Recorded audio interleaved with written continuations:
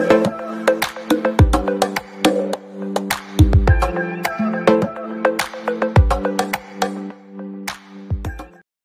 Friends, आपका स्वागत है हमारे आज के टॉपिक में। तो आज का टॉपिक है Rutherford alpha particle scattering experiment.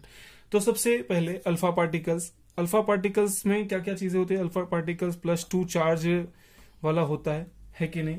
इसका जो मास है, इसका मास 4 गुना होता है मास ऑफ प्रोटॉन से। मास ऑफ जो प्रोटॉन है उससे 4 गुना इसका मास होता है, यानी इसे 4 AMU भी कह सकते हैं। ठीक, इसका एक और मीनिंग क्या हो सकता है, मान लीजिए जैसे हीलियम का, इसे न्यूक्लियस भी कहते हैं, न्यूक्लियस ऑफ हीलियम। मतलब जैसे न्यूक्लियस में 2 प्रोटॉन होता है, 2 न्यूट्रॉन होता है उसके न्यूक्लियस में, और ठीक उसके बाद न्यूक्लियस है उसका, और यहाँ पे 2 इलेक्ट्रॉन्स होते हैं, है ना। अब अगर हम ये इलेक्ट्रॉन्स को ऐसे निकाल दें तो अब यहाँ क्या बचेगा, 2 प्रोटॉन और 2 न्यूट्रॉन का न्यूक्लियस, तो उसे ही अल्फा पार्टिकल कहते हैं।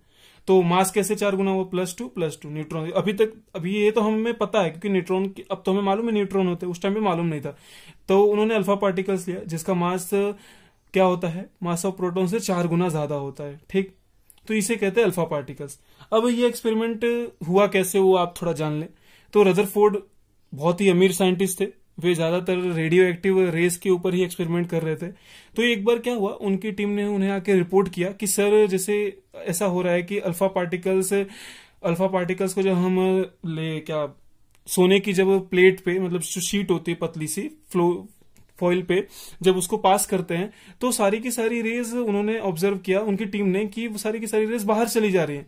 लेकिन जैसा कि हमने पढ़ा था थॉमसन के एटॉमिक मॉडल के अकॉर्डिंग कि जो एटम है वो किससे बना होता है, याद है, पॉजिटिव आयन से। याद है, पॉजिटिव चार्ज का गोला होता है, वो मैंने आपको बताया था ऐसा।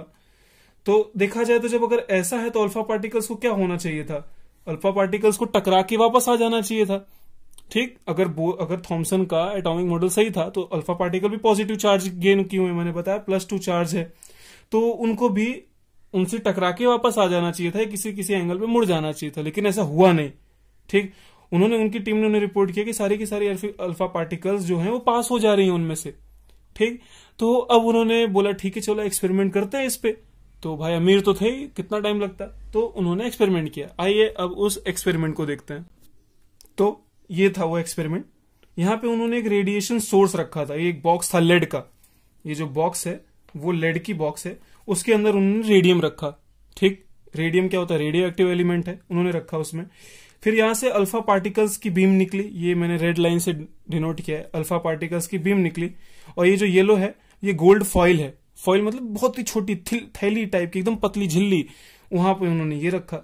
और ये पीछे क्या है, फ्लोरोसेंट स्क्रीन, यानी जिंक सल्फाइड का इस पे लेप लगा हुआ है, जैसा मैंने आपको बताया कि मालूम पड़े कि किरणें कहाँ कहाँ गई। ठीक, अब हुआ क्या, जब उन्होंने एक्सपेरिमेंट स्टार्ट किया तो जो अल्फा पार्टिकल्स थी वो देखिए, ज्यादातर तो अल्फा पार्टिकल्स क्या हुई, पास हो गई इनमें से।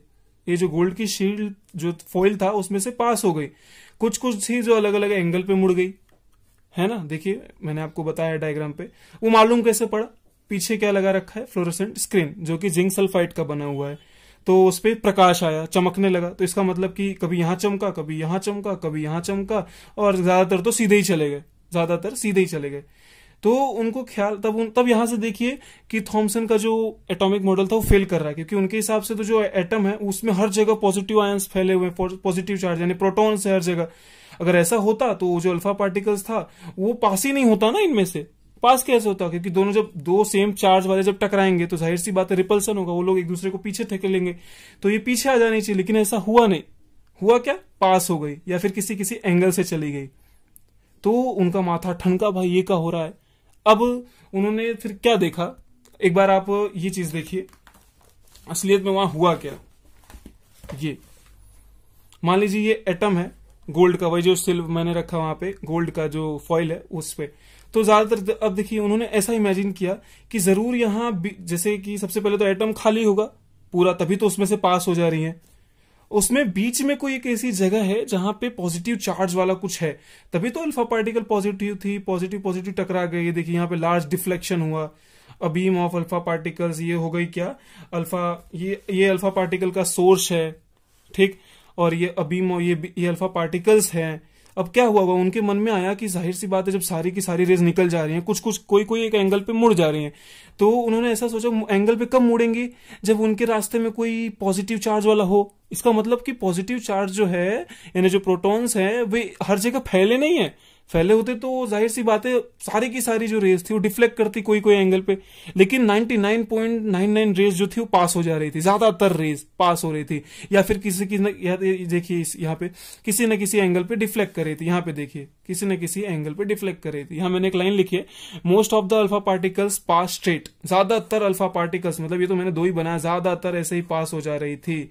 कोई कोई जैसे कोई कोई जो थी यहाँ पे मुड़ रही थी। क्यों मुड़ रही थी, क्योंकि इसका मतलब वहां पे कोई ना कोई पॉजिटिव चार्ज है, मतलब प्रोटॉन्स वहां पे हैं। यहां से उन्होंने ये चीज निकाला कि हर जगह फैले नहीं हैं प्रोटॉन्स। यहाँ पे भी देखिए, यहाँ पे बैक आ गई, यहाँ पे देखिए, यहाँ पे ज्यादातर पास हो गई। Atoms of the gold foil, ये गोल्ड फॉइल का एटम है, ठीक।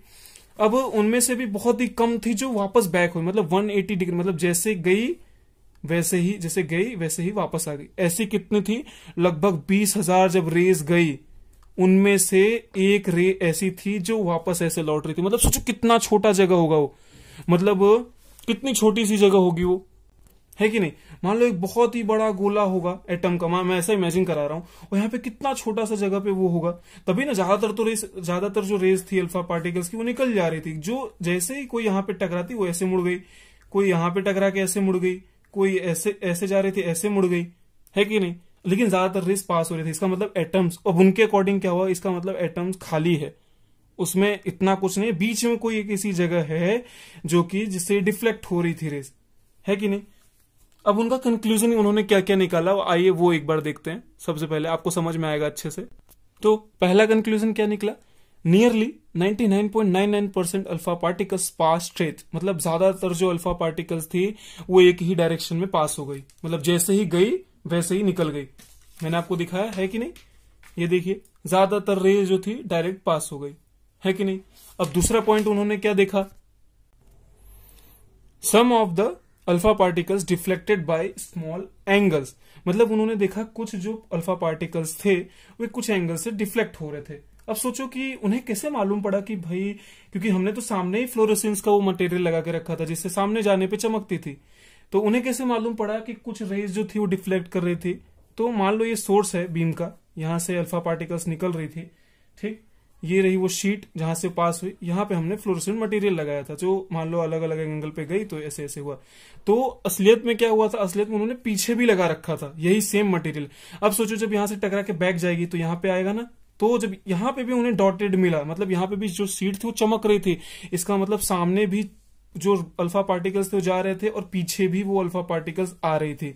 इसका मतलब वो कुछ एंगल से मुड़ भी रही थी, मतलब पीछे भी आ रही थी, बैक भी आ रही थी, है कि नहीं। अब 180 के एंगल पे 20,000 में से एक रेस जो थी वो 180 के एंगल पे आई। अब उन्होंने क्या सोचा होगा, कैसा हुआ होगा, मतलब बीच में कोई एक हैवी पार्टिकल है कि नहीं, बीच में कोई बहुत ही ज्यादा हैवी पार्टिकल है। अब सोचो अल्फा पार्टिकल्स मैंने आपको क्या बताया, 4 टाइम मास ऑफ प्रोटॉन है, मतलब प्रोटॉन के मास से 4 गुना बड़ा है। अब यहाँ पे देखिए, यहाँ पे आपको समझ में आ रहा होगा न्यूट्रॉन कैसे आए, मतलब वहां पे और भी कुछ है। अगर केवल प्रोटॉन होता तो जाहिर सी बात है दोनों टकरा जाते, दोनों ही मतलब दोनों अपनी जगह से हिलते, लेकिन वहां पे कोई एक प्रोटॉन के मास से भी बड़ा है। अब जैसे सोचिए जैसे आप साइकिल चला रहे हो, सामने से ट्रक आए, ट्रक वाला आपको ठोकेगा तभी ना आप पीछे जाओगे, है कि नहीं। या तो आप मोटरसाइकिल लिए हो और ट्रक वाले ने आपको ठोका तो भी आप पीछे जाओगे क्योंकि ट्रक का मास ज्यादा है। अगर अब आप सोचो कि आप ट्रक में बैठे हो और आप साइकिल वाले को ठोकोगे तो साइकिल वाला पीछे चले जाएगा। इसका मतलब यही यहाँ पे हो रहा था, मतलब कुछ ज्यादा ही हैवी है जो प्रोटॉन से भी ज्यादा है, कुछ मास है। और ये मान लो आपकी अल्फा पार्टिकल्स थी, ये उनका मास है। अब जाहिर सी बात है जो बड़ा मास है वो अपनी जगह पे ही रहेगा, तभी तो ये बैक आ रही है। बैक कब आएंगी, जब इससे भारी कोई मास होगा, मतलब वहां पे ऑलरेडी कोई भारी मास था सेंटर में, मतलब जो बीच में कोई भारी मास था वो अल्फा पार्टिकल से भी भारी था, तभी अल्फा पार्टिकल ऐसे गई और टकरा के वापस आ गई या फिर कुछ एंगल पे डिफ्लेक्ट हो गई। समझ में आ रहा है, यहां पे ही न्यूट्रॉन आया कि मतलब प्रोटॉन भी है उधर और भी कुछ है, तभी वो डिफ्लेक्ट की ना। आप सोचो, मैंने आपको बताया ना एग्जांपल से, आपको समझ में आया। उम्मीद करता हूं कि भाई जाहिर सी बात है, आप बस चला रहे हो, एक साइकिल वाले को ठोकोगे, साइकिल वाला कितना पीछे जाएगा, पीछे छोड़ो तो मर ही जाएगा। तो यहां पे भी सेम अल्फा पार्टिकल के साथ हो रहा है। अल्फा पार्टिकल्स कब बैक आ रही हैं, इसका जब एकदम सेंटर में टकराएगी, मान लो बीच ये हमारा पॉजिटिव आयंस के एकदम सेंटर में जब टकराएगी तभी वो पीछे एकदम 180 के एंगल पे पीछे आई, नहीं तो अभी तक तो हल्का हल्का टकरा के डिफ्लेक्ट हो रही थी अलग अलग एंगल पे। तो एकदम पीछे कब आएगी, जब उससे भारी कोई चीज वहां होगी। उससे भारी चीज मतलब प्रोटॉन के साथ साथ और भी एक था वहां पे न्यूट्रॉन। यहां उन्हें मालूम नहीं था कि न्यूट्रॉन है, लेकिन असलियत में तो वहां न्यूट्रॉन भी था। ठीक, तो उन्हें मालूम पड़ा कि भाई वहां प्रोटॉन भी है और भी कुछ हैवी पार्टिकल्स है जिसकी वजह से अल्फा पार्टिकल डिफ्लेक्ट कर रही हैं। ठीक, तो अगला कंक्लूजन उनका क्या है, वेरी फ्यू यानी 1 in 20,000 मतलब 20,000 में से एक अल्फा पार्टिकल जो थी रिटर्न बैक हो रही थी। इस कंक्लूजन से आपको मालूम पड़ा ना, ऐसा कब हुआ होगा, जब उससे भारी कोई चीज वहां पे हो तभी तो टकरा के वापस आएगा। अब आप बॉल है उसको दीवार पे मारोगे तो दीवार से टकरा के वापस आएगा ना बॉल, क्योंकि दीवार का मास भारी है, दीवार ज्यादा भारी है बॉल से, तभी वो बॉल को पीछे ढकेल दी। तो ऐसा हुआ वहां पे। ठीक, तो आपको समझ में आया। अगला कंक्लूजन क्या था, अगली बात उन्होंने क्या कही, most part of the atom is hollow, मतलब जो ज्यादातर एटम का जो पार्ट है वो खाली है। मैंने आपको दिखाया ना, ज्यादातर रेस पास हो जा रही है, 99.99% तक रेस पास हो जा रही है, मतलब जैसे अंदर जा रही है वैसे ही बाहर निकल जा रही है। इसका मतलब होलो है ज्यादातर पार्ट। कुछ बीच में है वो, उसे ही उन्होंने क्या नाम दिया, न्यूक्लियस। तो समझ में आया, न्यूक्लियस की अगर डिस्कवरी ऑफ न्यूक्लियस आए तो रदरफोर्ड का ही नाम उधर सामने आता है। रदरफोर्ड ने न्यूक्लियस की खोज की थी, उन्होंने उसका नाम न्यूक्लियस रखा था। ठीक, तो ये था अगला कंक्लूजन कि most part of the atom is hollow. तो अगला क्या पॉइंट है, the positive charge is heavy, there is something heavy in atom. उन्होंने कंक्लूजन निकाला ना, मतलब कि सेंटर में कुछ बहुत ही भारी सा है, पॉजिटिव चार्ज है उधर, मतलब कुछ बहुत ही भारी सा पॉजिटिव चार्ज है। There is something very heavy in atom, मैंने आपको बताया है, जिसकी वजह से अल्फा पार्टिकल्स टकरा के रिटर्न हो रहे थे। अल्फा पार्टिकल खुद भी बहुत भारी है, मैंने बताया मास ऑफ प्रोटॉन का 4 गुना ज्यादा है, तो कभी टकरा के वापस है, उससे भी भारी कुछ है उधर। उसे उन्होंने न्यूक्लियस कहा। उन्होंने न्यूट्रॉन की खोज तभी भी नहीं कर पाया कोई, लेकिन उसे उन्होंने न्यूक्लियस कहा कि जो सेंटर में वो न्यूक्लियस है। ठीक, ये पॉइंट उन्होंने भी दिया, number of proton is equal to number of electron, मतलब कि न्यूट्रल है एटम। एटम क्या है, न्यूट्रल। अगर सोचो ये कैसे मालूम पड़ता, आप भी देखो किसी भी चीज को आपको झटका थोड़ी लग रहा है, न्यूट्रल है तभी ना, मतलब जितने इलेक्ट्रॉन है उधर उतने ही प्रोटॉन भी है। ये चीज उन्होंने भी कही, मतलब थॉमसन का ये पॉइंट सही हो रहा है इधर। बाकी तो देखो तो बहुत पूरा ही गलत हुआ उनका, लेकिन वो पहली बार उन्होंने बताया इसलिए उन्हें नोबेल मिल गया था। तो ये पॉइंट उन्होंने भी दिया रदर जी ने। अगला क्या कहा उन्होंने, the size of nucleus is very small compare to size of atom. अब भाई एटम में ही था न्यूक्लियस, मैंने आपको बताया ना कि एक बड़ा सा मान लो गोला है, मान लो जैसे एक बहुत बड़ी फुटबॉल फील्ड है, उसका छोटा सा बॉल, आप देखते हो फुटबॉल देखते होगे, मान लो बहुत ही बड़ी फुटबॉल फील्ड है, वहां पे सेंटर में बॉल रखा होता है, उतना है, ऐसा कंपेयर। मतलब सोचिए उन्होंने एटम की साइज क्या बताई, 10⁻⁻10 मीटर, तो न्यूक्लियस की साइज क्या बताई, 10⁻⁻15 मीटर। मतलब न्यूक्लियस ऐसा है तो एटम ऐसा है, इतना फर्क है दोनों में, है कि नहीं। तो the size of nucleus is very small compare to size of atom. समझ में आया। तो फाइनली एक मोस्ट आईएमपी चीज है, पहले आप इसे देखिए, उन्होंने फाइनली कंक्लूजन क्या निकाला एटम के बारे में, कि एटम क्या है, मोस्ट ऑफ द पार्ट उसमें खाली है, बीच में कोई है पॉजिटिव भारी सा पार्ट जो कि अल्फा पार्टिकल से भी भारी था, तो बीच में कुछ है बहुत भारी, उसे उन्होंने प्रोटॉन कहा है, मतलब प्रोटॉन्स भी है उधर और भी कुछ है, तो उस पूरे को उन्होंने न्यूक्लियस कहा। ठीक, और उन्होंने एक चीज क्या कही, ये मोस्ट आईएमपी चीज थी जो उन्होंने कही कि electron revolve in a closed circular orbital around the nucleus.